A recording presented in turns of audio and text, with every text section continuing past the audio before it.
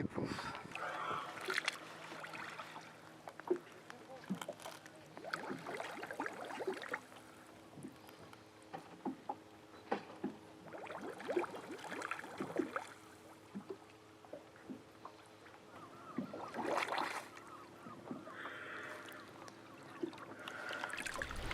Alors il y a deux techniques distinctes, hein. Il y a la technique en plongée sous-marine, dans très peu d'eau, hein. On est dans 1 mètre d'eau quoi, un maximum.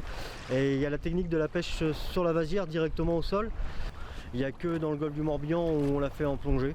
Il y a juste ça comme spécificité.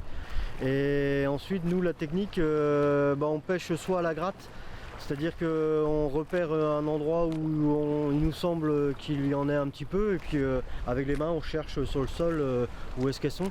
Et autrement il y a la pêche au trou. La pêche au trou, le coquillage sort ses siphons pour filtrer l'eau, pour se nourrir. Et à ce moment-là, en sortant ces siphons, il y a un siphon inhalant et un siphon exhalant. En sortant ces deux siphons, elle laisse une empreinte sur le sol, et nous c'est avec cette empreinte-là qu'on repère le coquillage. Alors nous en réglementation on a des quotas à respecter, donc c'est à dire que Ifremer mesure tous les ans la biomasse disponible. Sur cette biomasse totale on va avoir la moitié qui va être prélevable, c'est à dire qu'un gisement qui a 200 tonnes à la taille marchande, on va être autorisé à prélever 100 tonnes. Et ensuite on a un quota journalier par pêcheur qu'on ne doit pas dépasser. Et on a une taille à respecter aussi. Donc la taille on la respecte en réussissant à travailler à la main, en laissant à la main. Si elle est trop petite on la pêche pas. Ou alors on les met dans un sas, c'est-à-dire c'est une grille avec des trous percés à 26 mm. Et on remue ce sas et puis les petites elles tombent. C'est-à-dire je vais faire 5 kg, je vais cribler 5 kg, je vais refaire 5 kg, je vais la cribler.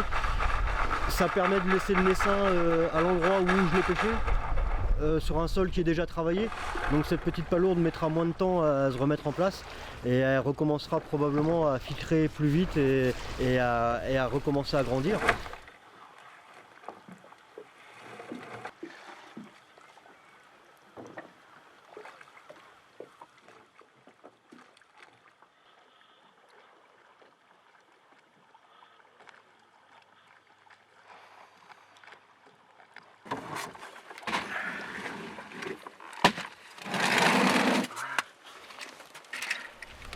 C'est un coquillage qui pousse très vite, surtout à Truscat. Là, on va réussir à faire en 2 ans, on va réussir à faire une palourde qui est taille marchande quoi.